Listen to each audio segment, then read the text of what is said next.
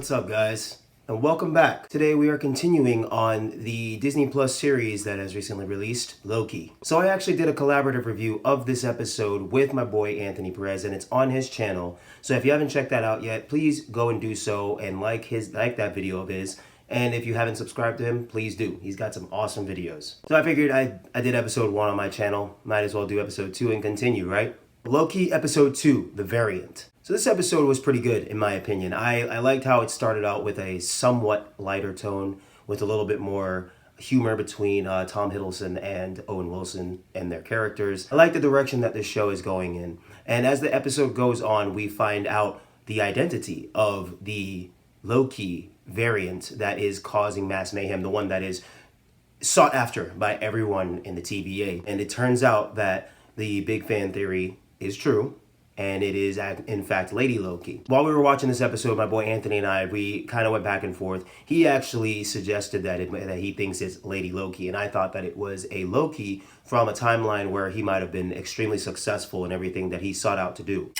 Turns out Anthony was right, along with a lot of other fans. But I had thought about Lady Loki before because I was wondering about the whole multiverse thing, and then I saw things before Loki came out, and I was wondering when they would incorporate Lady Loki. And as the episode went on and they were showing different variations of him in the briefing, I thought to myself, okay, all right, this has definitely got to be a version of Loki that we don't know of yet in the cinematic universe, or we haven't seen yet. And I thought it was pretty funny how they made like a Hulk infused version of Loki, kind of. It was it was pretty funny, and seeing his reaction to that. I'm loving the way how this is being written and the way how the acting is being portrayed. During the episode, we find Loki searching for this variant. He is researching, doing various things so he can find out any kind of clue to find where this variant might be hiding. And in doing so, he stumbles upon a file with Ragnarok on it. And of course, this Loki in this timeline hasn't experienced that, hasn't even experienced the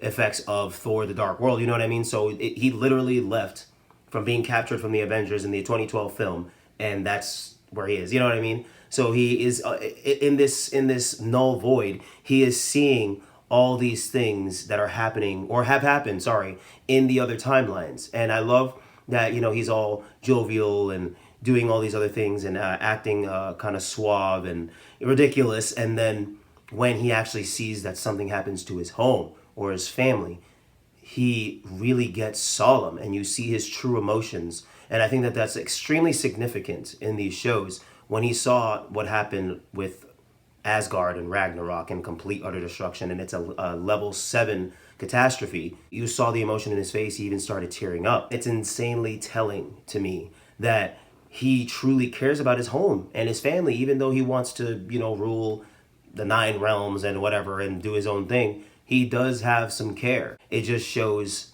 the good in his character. Another thing I have to commend in this episode is the actors who portrayed Loki whenever the other variant Loki tapped on their head or touched them and transferred her consciousness into these various people. They really acted the part of Loki very, very well.